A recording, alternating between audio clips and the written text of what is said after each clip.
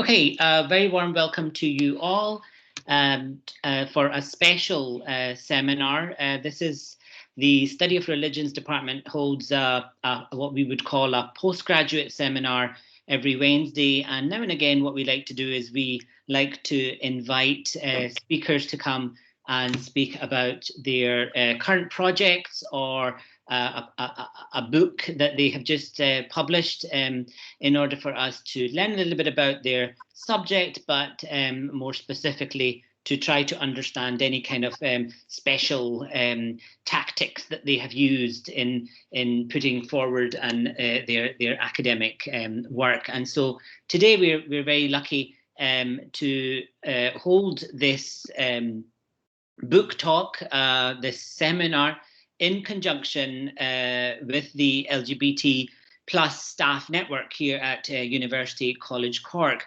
So the Study of Religions Department is pleased to hold this seminar in conjunction with the network. Today's discussion is with Dr. Alberto Fernandez Carvajal, I hope I'm saying your name correctly, who is a senior lecturer in English literature at the University of Roehampton, and his book is published on queer Muslim diasporas in contemporary literature and film. Before we move to this conversation with you, Alberto, let me just give a very brief summary or a little bio introduction to you. You're currently senior lecturer in English literature at the University of Roehampton, where you're teaching literature and creative writing. Your research is on the intersections of colonial and post-colonial queer and diaspora studies, with a recent focus on Islam. You've published two monographs, one on the compromise and resistance in post-colonial writing of E.M. Forster's Legacy, which was published with Palgrave in 2014, and this book that we are holding in our hands now, the Queer Muslim Diasporas in Contemporary Literature and Film, which came out with Manchester University Press in 2019.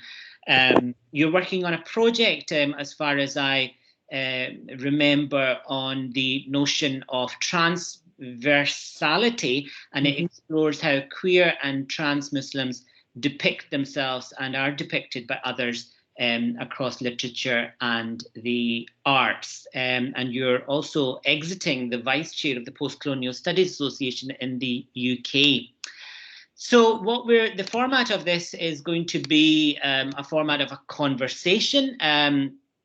And we're going to hopefully have enough time for further conversations with our audience today, with questions. So let me start. Thank you so much, Alberto, for joining us virtually here in Cork. Tell us a little bit about yourself, your academic trajectory. Where are you from? How did you get to where you are? Take a little gulp before I go on. Thanks so much, Aman, and thanks to everybody at the University College Cork for inviting me to talk to you today. I did my undergraduate studies. I started doing them at the University of Oviedo in a northwestern province of Spain called Asturias. And I came to the UK in 2003 as an Erasmus student. That exchange program that the UK is not part of anymore, unfortunately. And when I arrived in the UK, I started studying post-colonial literature proper at the University of Leeds, and I completely fell in love with the field. I completely opened my eyes to different ways of understanding one's position in the world, to other people's understanding of their position in the world.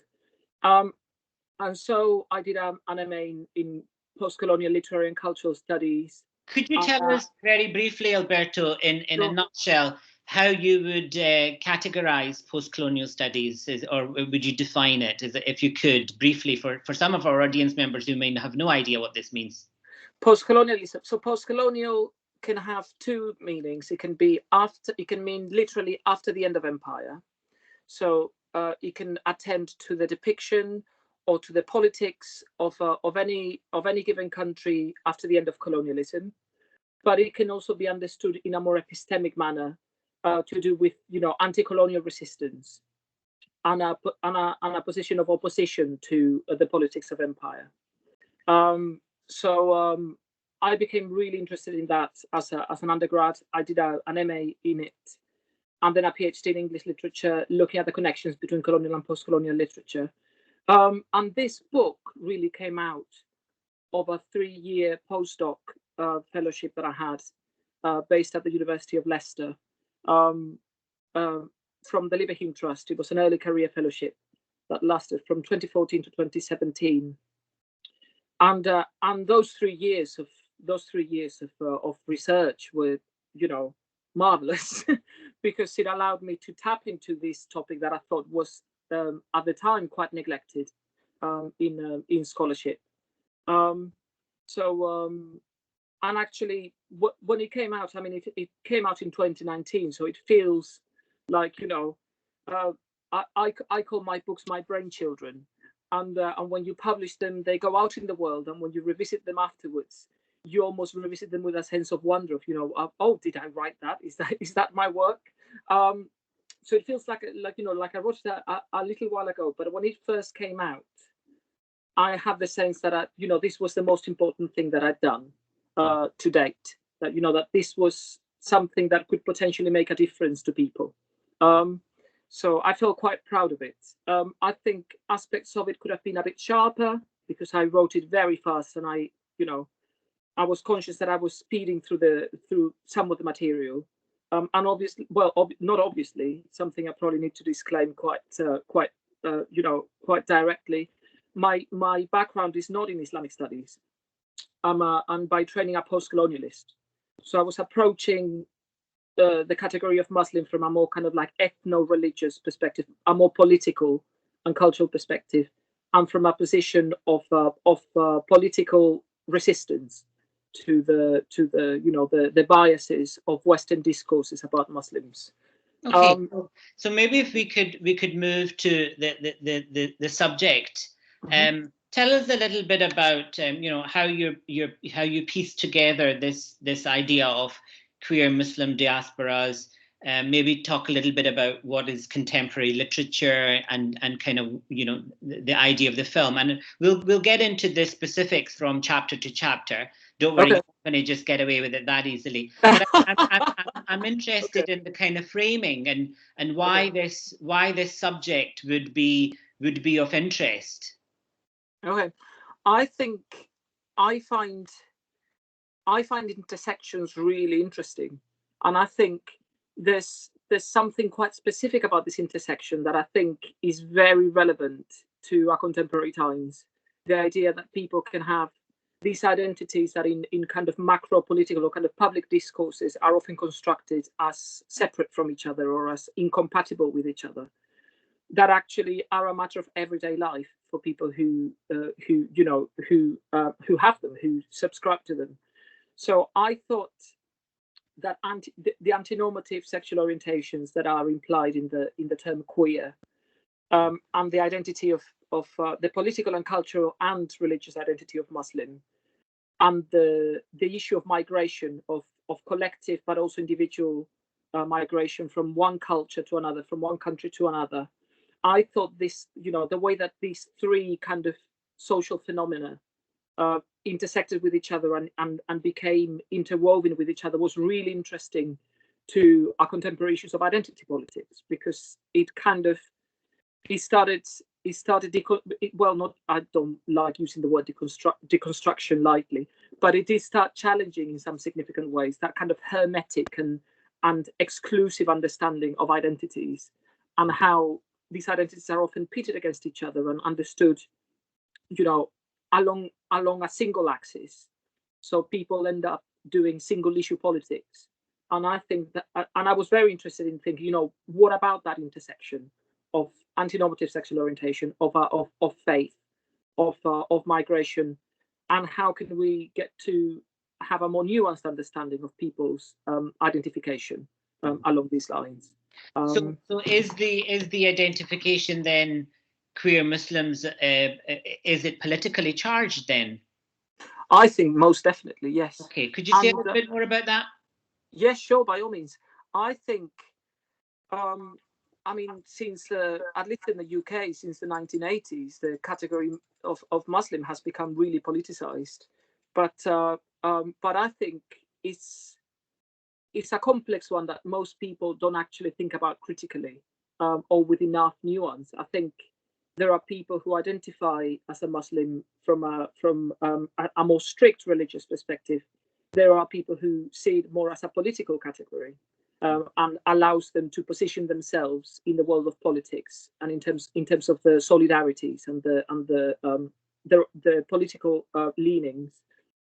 But it can also it's also other people identify with it in a more fluid cultural manner of that I would perhaps associate more with the term Islamicate, some of people who are conscious that they've been brought up, they've grown up surrounded by cultures that are infused by Islam, basically. So, and I think it's obviously since 9/11 and 7/7, and this is a category that has been really highly contested in the West. And therefore, why I found it even more pressing and more necessary to pick it up from a position of solidarity and say, well, can we get to a more nuanced understanding of what this means for depictions of this community. Sorry, does that more or less? Yeah, that's Yes. I think that kind of helps the framing. And I was reading, in your book you talk about this kind of double critique that comes in any study on queer Muslims, which is both the Islamophobia and the homophobia. And as somebody who works, as you are an expert on the kind of post-colonial, it becomes all the more complicated, I assume, because it's there are certain terms, certain understandings that we may use in, dare I say it, in a Western context that are not used, like the term queer, right? So that makes it even more complicated because there's a translation issue. Yes, I realized that, and it was. I think, well, I mean, English, the history of the English language is a colonial history. So I was very aware when I was doing this study that I needed a term that was capacious enough and flexible and elastic enough, but that wouldn't feel too much like an imposition on the subjects that I was writing about. And I thought queer was polysemic enough to encompass different kind of configurations of sexual orientation and even I would say gender identity as well. Although I wasn't able to cover that much in this book, and is what my next project is about. I think queer signifies that fluidity, that lack of binary identification. So it kind of, I thought that the term queer circumnavigated some of the problems around the term homosexual, which obviously is a highly laden, historically laden term that is also Eurocentric and is imbricating the history of colonial homophobia as well. So queer, I think, encompasses that variety and that polysemy of different perspectives of sexual dissidence and sexual antinormativity. While remaining obviously Anglophone, because I write in English within Anglophone academia. So of all the ones that I thought, which one could I use? I thought queer was the most flexible and less contentious one in terms of defining someone essentially as a kind of immanent sexuality. I thought queer was more performative, more social constructionist than other possible terms. Thank you.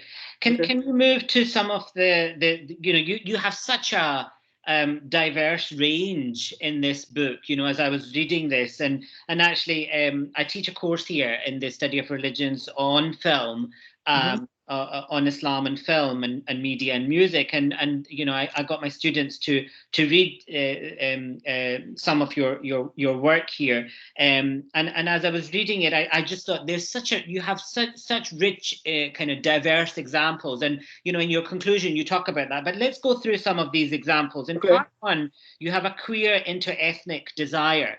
And so can you talk to us a little bit about who Hanif Qureshi is, and a little bit about the 1985 film that came out, or was it? It was a book, right? That got. No, it was a script. It was a script. It was a script. Yes. Thank you. And the My Beautiful Laundrette and the Buddha of Suburbia. So maybe a little bit of an intro to Hanif Qureshi. Sure, Hanif Qureshi, perhaps one of the most seminal British Asian writers of his generation. He started life as his professional life as a theatre writer, so as a playwright, and My Beautiful Laundrette was his first film script. It's a film that really took the world by storm, particularly because, you know, British Asians were particularly underrepresented, as they are to this day, to be fair, in the UK film industry, and that particular intersection of you know, queerness and the Asian community was unheard of at the time in mainstream film. So My Beautiful Laundrette was very countercultural and very you know, very political for its time, very ahead of its time in some ways. Done on peanuts. It had a very modest budget. Could you tell us a little bit about why My Beautiful Laundrette was such a you know, groundbreaking film? Sure, I think it's because it was one of the first popular films of its time to depict the Asian community in Britain, and to couple it with that issue of interracial desire and queer interracial desire as well. I think it took people by surprise, but it also moved them and made them think, you know, beyond their own ethnic position. It was a time also of lots of negativity surrounding homosexuals.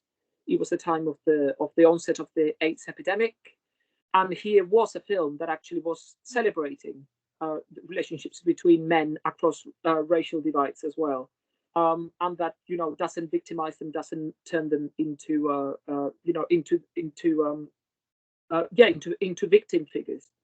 So I think that, and the kind of the aesthetic of the film as being kind of like a combination of kitchen sink drama, but also with a psychedelic element, with a gangster film element as well, and the mundane aspects of it. You know, it was a very recognizable part of life in Britain at the time. I think the combination of those things made it really successful, and it's also quite a positive film in a way. I mean, even though there is some violence, some necessary violence involved, you know, a film with a happy ending for a queer couple, I think was quite refreshing also for its time. And would you say that, you know, the kind of the way in which a film like My Beautiful Laundrette had, you know, I mean, would you know, I think this is also something that comes up in your book about, you know, identifying somebody as a queer Muslim. How would you identify somebody? I think that gets complicated as well. But would you say that film and TV, how has it depicted queer Muslims more recently? Have you kept an eye on that? I haven't covered TV much in my work. Perhaps in a partial manner because I don't watch much of it. So that's my own personal limitation. But there has been, I mean, from what I've read and what I've seen, they're either very easily tokenized and used as kind of as signifiers of diversity, sometimes in the worst possible sense, in the sense that they you know, they're a signifier of plurality and diversity that is not properly critiqued and kind of nuanced enough, or sometimes they're figures who tend to be sensationalized. Right. who are shown as, you know, as always being conflicted, as always being unhappy, and who very fast can turn into stereotypes of you know, the conservative Muslim family and the disowned Muslim, you know, gay Muslim or queer Muslim character. I think some of the films that I cover in the book try to break away from that kind of narrative. Okay. And try to see, you know, while still honoring the fact that it is an arduous combination of identities, and it's you know, people still have a tough time navigating them. The representations themselves try to be a bit more complex, and try not to in some ways stigmatize the characters and castigate a part of their identity, whether it's a queer one or whether it's a Muslim one. They try to be more generous in their depiction. Okay. Thank you. Would you think that's the case? I was just thinking about some of the, you know, the depictions that we get. For example, you know, I had a conversation with somebody who said the amount of work, you know, the kind of the impact of a TV series such as EastEnders has had on getting you know, Britain to think about, you know, even on queer Muslim stuff is huge. And I never really thought much about that, but in fact, you know, a TV program like EastEnders has had quite a few individuals in order to kind of challenge that. But it's interesting because I think what it does is to kind of to see what impact does that have, and who's actually watching, and how is it talked about? Would you say, you know, within literature and within film, you have, you know, certain aspects of this kind of queer Muslim identity that is often a little bit more shy, a little bit more guarded, a little bit more hidden when it comes to, you know, kind of representations outside? I think that's a really good question, really interesting. I think some of the filmmakers and writers that I tackle in this book, sometimes I feel they purposefully try to depict some Muslim families in a virtuous manner, in a positive way, because they're so aware of the burden of representation. They're so aware of the fact that they want the audiences and the readers to revise their views, and they want to put examples out there of you know, of positive representation.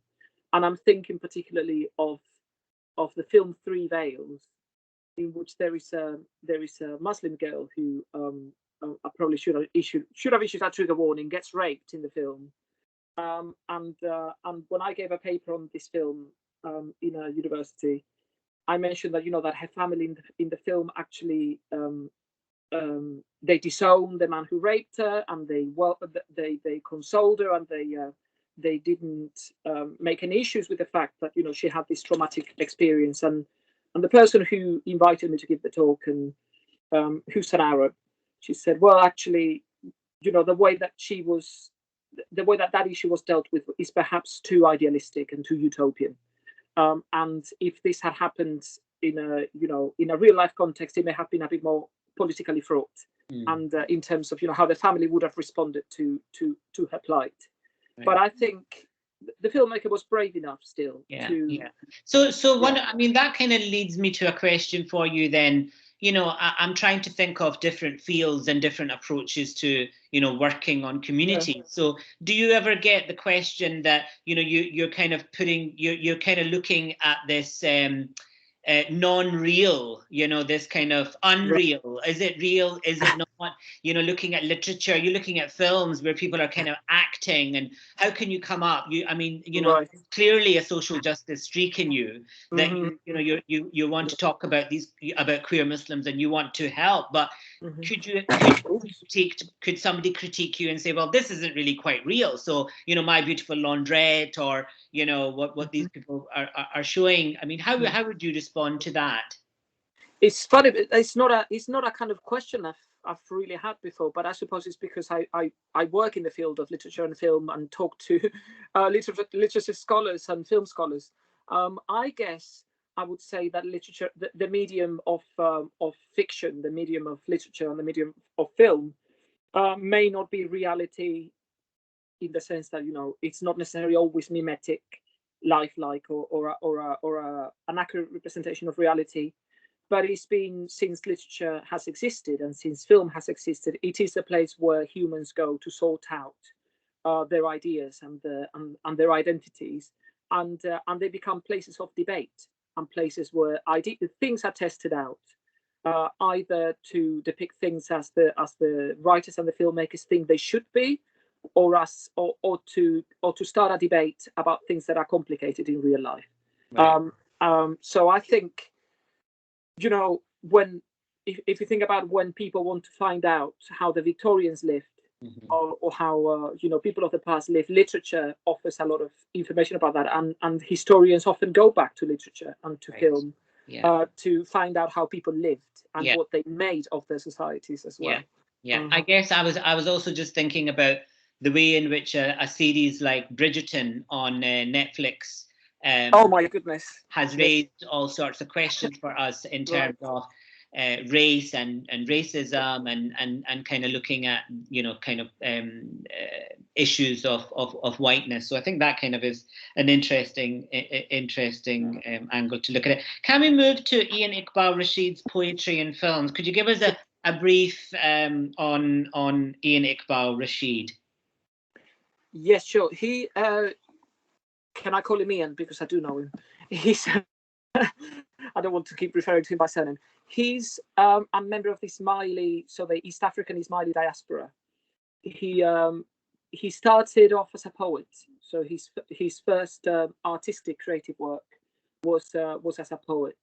But he, as a young man, he moved from East Africa to Canada, and as an adult, he then moved to Canada, to the UK. So he's got that kind of almost triple or I don't even know what to say for four. You know, from South Asia to East Africa, from East Africa to North America, and from North America to the UK. That does really demonstrate how queer diasporas can be in terms of all the different shifts. So he's someone who's very much aware of that kind of complication. So, you know, what happens to values and beliefs and cultural identifications when you migrate. You go through these different generations of migration. But he became a filmmaker when he came to the UK, and he started making short films. And Touch of Pink, which I analyze in detail in the book, was his first feature film, and it's kind of autobiographical. It does deal with the plight of a gay Muslim who is of Canadian heritage, but who lives in Britain with his white male partner. Even though, you know, Ian's partner is originally Australian, in the film it's the character is just British. So he writes about interethnic desire from a place of you know, autobiographical inspiration. Is there anything that you want to know about? So, I mean, we could move on to Ferzan Ozpetek's Hammam, the Turkish bath, which is in the third chapter, and that's queering Orientalism, and I think that will be quite an interesting kind of insight on kind of the post-colonial there. Yes, I mean, Ozpetek is a really interesting example, because his film Hammam is about an Italian man who goes to Turkey and discovers his queerness, and you know, becomes erotically involved with a Turkish man. But in fact, Ozpetek is a Turkish man who moved to Italy, and Hammam is his own return to Turkey to make a film about Istanbul. So the dynamic there is quite an interesting one, because he's someone who's very much aware of the need to represent subjects in a kind of culturally authentic manner, not exoticizing them and not othering them. But he also has, as someone who left Turkey, as someone who lived in Italy, he does have that kind of nostalgic element in his aesthetic looking back to this Istanbul of his childhood that may have actually been gone forever. But I think the film is a very good example of excavating homoeroticism, and of seeing how this homoeroticism has a place in the history of not just Turkey but Islamic cultures more generally as well. It's a film that that in some ways contextualizes that homoeroticism and finds that it actually has a much longer history than some contemporary homophobic discourses would like us to believe. As I was reading that, I was thinking about the actual location of the hammam. So was that, would you, from what you've read on kind of the history of the hammam, is that a queer, was that seen as a queer space? Most definitely, and I mean to this day, hammams are kind of almost considered to be places of cruising, to put it some in a crude way, particularly because they're single sex spaces. So that homosociality does go hand in hand with homoeroticism. And yes, I think well, particularly after the making of the film, there was a revival in hammam culture in Istanbul that was linked to the film and to the depiction of hammams in the film. And so was the film, was it available in Turkey then? I think so, yes. Okay. Although it was subject of controversy because obviously it was quite a controversial topic for its time. This was 1997. It may feel like it was the day before yesterday, but it's almost 30 years ago. And the film was part of a controversy because it wasn't selected to be represented in the Oscars. It was extremely popular, and it was well respected as well in many ways. But I think the government felt it wasn't representative enough of mainstream Turkish culture, too controversial of a topic, and it wasn't selected for the Oscars, and that was, as for the foreign film category, and that was considered to be quite a polemical thing, and really representative of the conservatism of the Turkish government at the time. Interesting. And we are running out of time, but could you tell us a little bit about Abdullah Daya, please? Oh, Abdullah, what can I not? Well, I could talk about Abdullah for years. He was really, I owe him, well, I and many other people owe him so much. He really was the inspiration for this book. In fact, it was his work that I first read when I was getting my first book ready for publication.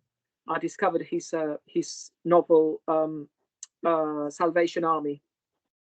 That is his first autobiographical novel to deal with his homosexuality explicitly, and that deals with his migration to Europe. So his experience of homophobia in Morocco, but also his migration to Europe and his negotiation of racism in Europe, and the neo-colonial sex tourism of Morocco as well.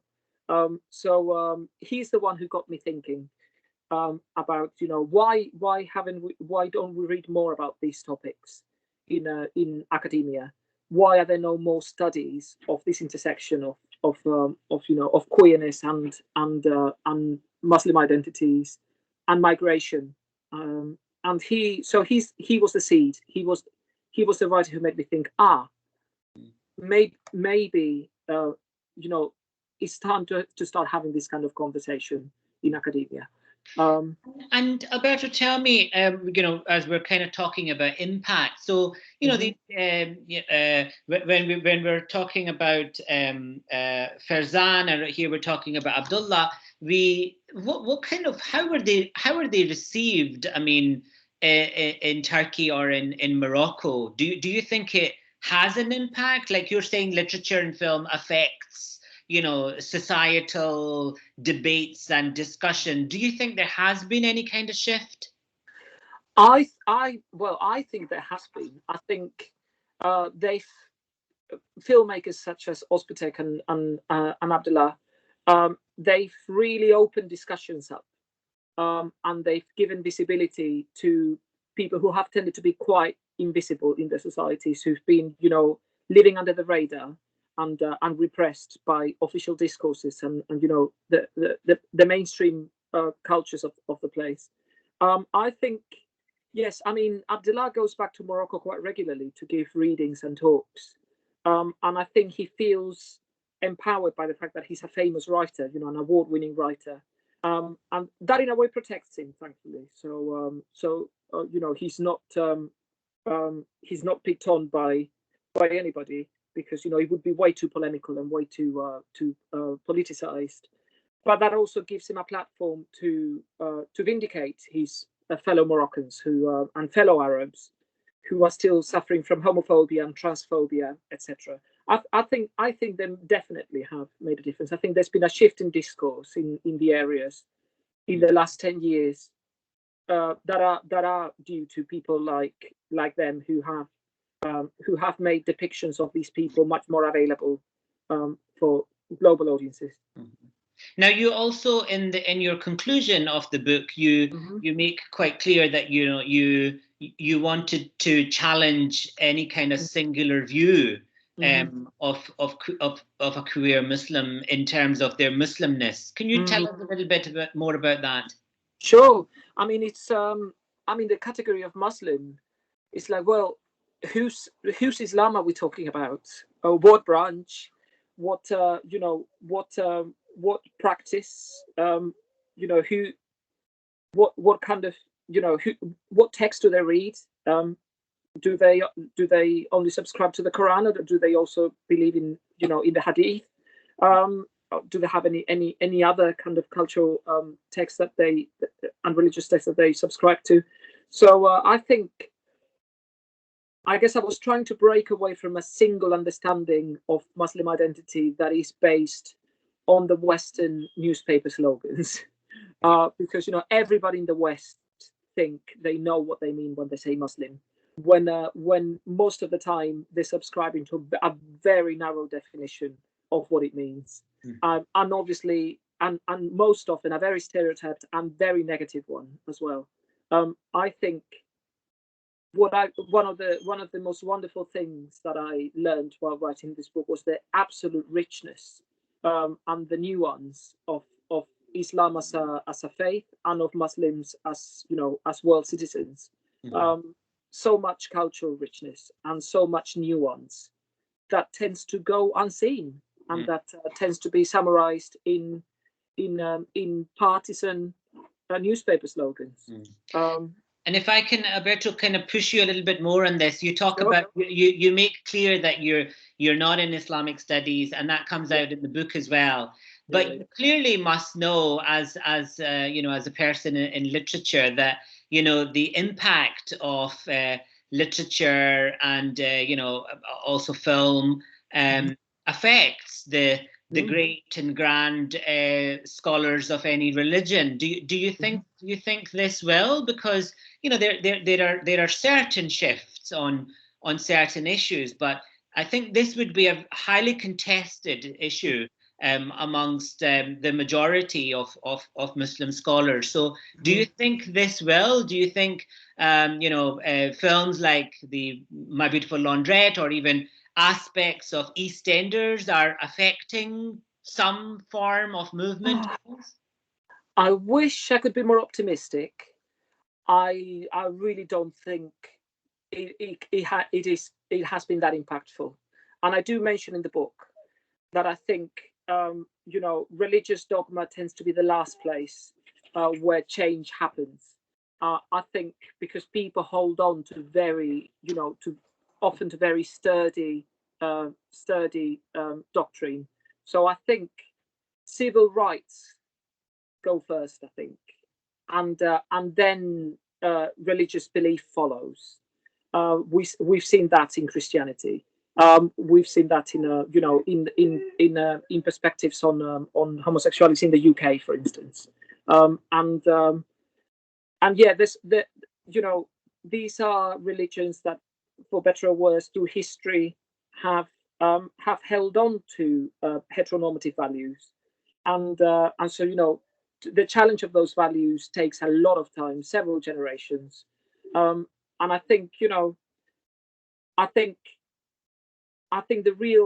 think real change happens when those struggles and those challenges come from the perspective of civil rights, when people claim dignity for their lives and freedom to live their lives unshackled, and then we see a cultural shift that involves religion that starts moving and eventually catches up. I think I would like to believe that some of our work does make a difference, but I think people who don't want to confront uncomfortable realities for themselves often choose not to read those books and not to engage in the debates. So I know that people like Scott Siraj al-Haq Kugal, who's been one of the most most influential people to write about homosexuality in Islam, is outright dismissed by many Islamic scholars. As oh no, he's very selective. He misreads the sources. He's not scrupulous in his readings. So there are some people who disqualify anything out of hand already that doesn't agree with their own perspective. Right. So, but I think bit by bit, little by little, I think these things do make a difference. But we're talking generations in the making, not a single decade or a single generation. Before we move to some questions, as you were researching on queer Muslims, did you find any overlap or intersections with, for example, queer Catholics in literature and film? Or I don't know, it could be any. I'm just kind of saying that as a religious identity or an identifier. But did you find any kind of interesting comparisons as you were doing this research? Well, there's always interesting comparisons within any monotheistic religions, and I think there are parallels, obviously, particularly because I find there is an imbrication of the how can I put this? I think the religious conservatives of different faiths, they all make recourse to justify the biases to the same kind of discourses. They make recourse to medical discourses. The medicalization of homosexuality in the 19th century. That's something that they always end up falling back on as a way of justifying the heteronormativity and the castigation of homosexuals and queers, etc. So I think there are definite overlaps. In fact, there is a lot of similarities between Catholic and Christian and Islamic religious conservative discourses in that go back to that 19th century medicalization of the homosexual and the deviance of the homosexual. Thank you. And we can now take some questions. If you have a question, you can either put the question into the chat box or you can speak. Speak. Believe it or not, this is the first time I've ever used Teams. So yeah. As we're waiting for a question or a hand to go up, Alberto, would you tell us a little bit about your next project? Sure. Yeah. It's my next project is organized around the notion of transversality, and I've put the asterisk there in the trans because I'm interested in issues of gender identity and how that intersects with sexual orientation and the polysemy and the ability of trans with an asterisk to attach itself to different political discourses. So transversality, actually, I conjure at the end of this book because I realize that's what's necessary to create resistance to dominant discourses across identity categories. And I think in a day and age, identity, as much as identity politics is important, identity politics has also entrenched communities and has stilted dialogue between communities. And I think if the queer community wants to get anywhere, if we want to stage resistance to conservatism and to the far right, for instance, we need to start making connections across identity categories. Those of us who are not Muslims have to start talking to Muslims. Those of us who are not trans need to start talking to trans people. And basically, we need to start championing each other's causes, because once we strip away some of our differences, some of our struggles are remarkably similar. And that solidarity can be very important to create a kind of collective fight against patriarchy and heteronormativity. Sorry, I'm very much aware that my whippet is actually whining away. So yeah, transversality as uniting queer and trans voices, but across identity categories, is very important to me. And I want to see how queer and trans Muslims represent themselves, but how people who who may not necessarily subscribe to all those identities or to any of them, actually take up their causes to incept social justice and to generate more understanding between people of different identities. Excellent, thank you. I see a hand up. We'll go to Elizabeth.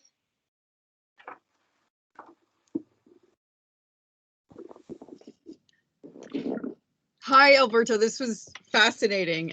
Oh, thank you so much. And you actually were just answering the question that I was about to ask. Okay. Because I'm interested in how, I guess it's the $1 million question, like how different minorities, form bonds to actually go against like the big resistance of these dominant ideas. And I've noticed like sometimes minorities butting heads a lot, and then nothing gets done. And I notice this in protests. I notice this in academia, everywhere. And you were saying the resistance to the dominant discourse is to get people to talk. But how do we avoid the suffering Olympics? Like, what do you actually see works so we get people talking? I think the main thing, especially if you yourself are starting from a position of privilege or from a position of social dominance. So if you're white and cisgender and straight, if you are straight, etc. Sometimes it's a matter of suspending disbelief and of trying to imagine what living a different life is or could be like. And so if you are agnostic, or if you don't have a particular faith, what can you find out about other people's faiths? And is there another way of understanding our position in the universe and our position on this planet? So I've become a kind of advocate of a kind of the notion of the imaginal, that where is it? Over here. That's right. Of Ibn Arabi, who talks about the imaginal and the ability of every human to see the divine in each other, and to fight. And this doesn't need to involve an organization. It doesn't need to involve a very unwavering understanding of any particular text. It can be attuning yourself to what's already divine in everybody that you encounter. So I think, yeah, the imaginal, that attempt to connect with someone else and to see the commonality but the distinctiveness of their experience, I think is really, really important. Thank you. You're welcome. Our next question comes from Adi. Is it? I hope I've said your name correctly. Yeah, that's right. Can you hear me? Yeah. Great. Well, thanks so much for organizing this conversation, and thanks Alberto for talking to us about your very interesting book. I haven't read it yet, but it's been on my radar. I'm hoping to get to it soon. So my question is in two parts. The first part is related to what you were saying just moments earlier about the question of reformation within Islamic traditions towards greater acceptability of sexual minorities. And I'm just wondering to what extent in your book is there an analysis of the legacies of colonialism? It just seemed to me that, and perhaps this wasn't your intention, but in what you were saying, it could have been interpreted that we're talking about some kind of something that's endemic to the Islamic tradition in itself, whereas in many countries like India or Malaysia, Singapore, what Muslims in these countries are living with is the legacies of a Victorian era moralism that's encoded in the legal framework that then the post-colonial nation retains and then becomes part of the post-colonial nation. And the other question is, it's related. It's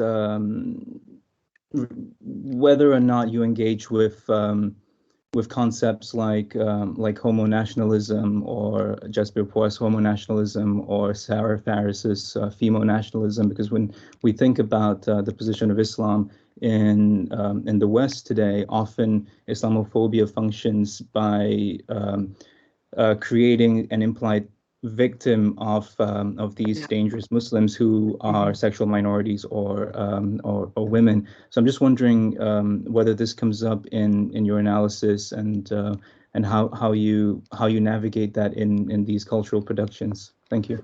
Okay, thank you so much, Hadi. Very interesting questions. The good news is yes, it's all covered in the book.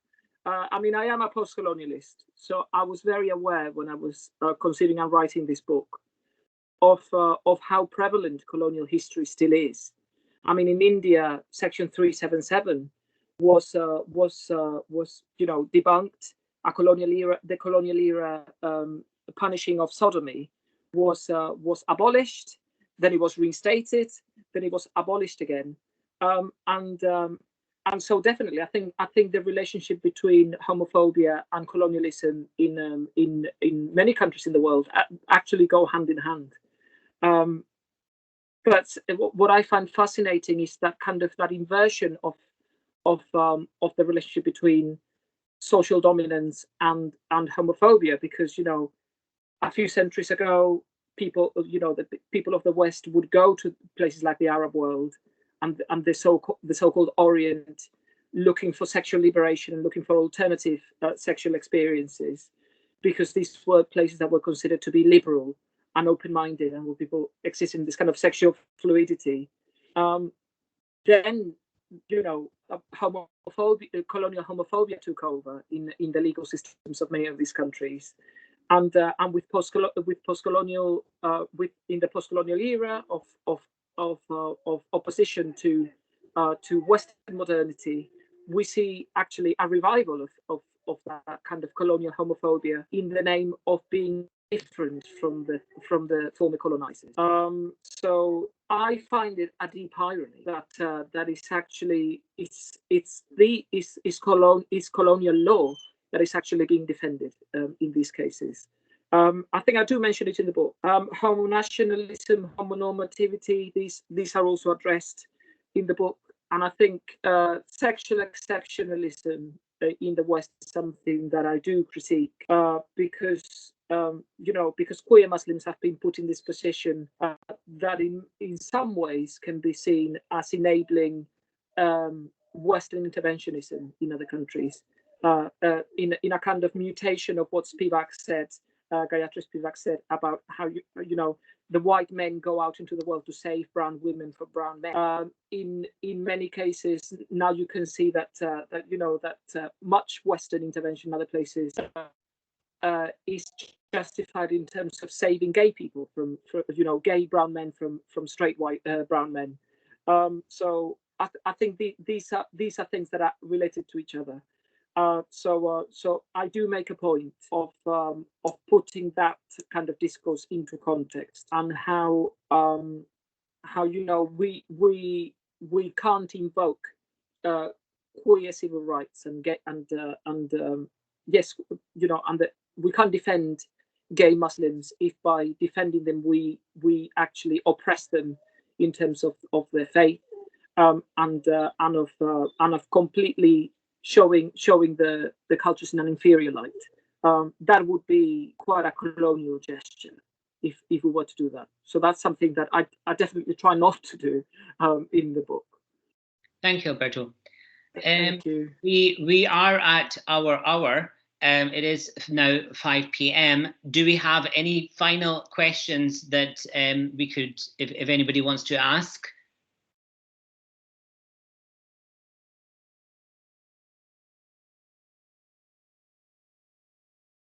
Adi still has his hand up, but I wonder whether it's a hand that he put up before. Oh, no, sorry, okay. I forgot to take it down. Thank you. Okay, so I'd just like to, on behalf of the Study of Religions Department and the LGBTQ plus staff network here at University College Cork, we'd like to thank you, Alberto, and we wish your book every success. You can find both the Study of Religions and the LGBTQ plus staff network on Twitter. The Study of Religions is also on Facebook, and you can find us on the university's website as well. Thank you all. Have a good evening. Stay safe and look after each other. Bye-bye. Thank you. Thank you. Thanks so much, Thanks very much. Thanks, bye. Thank you.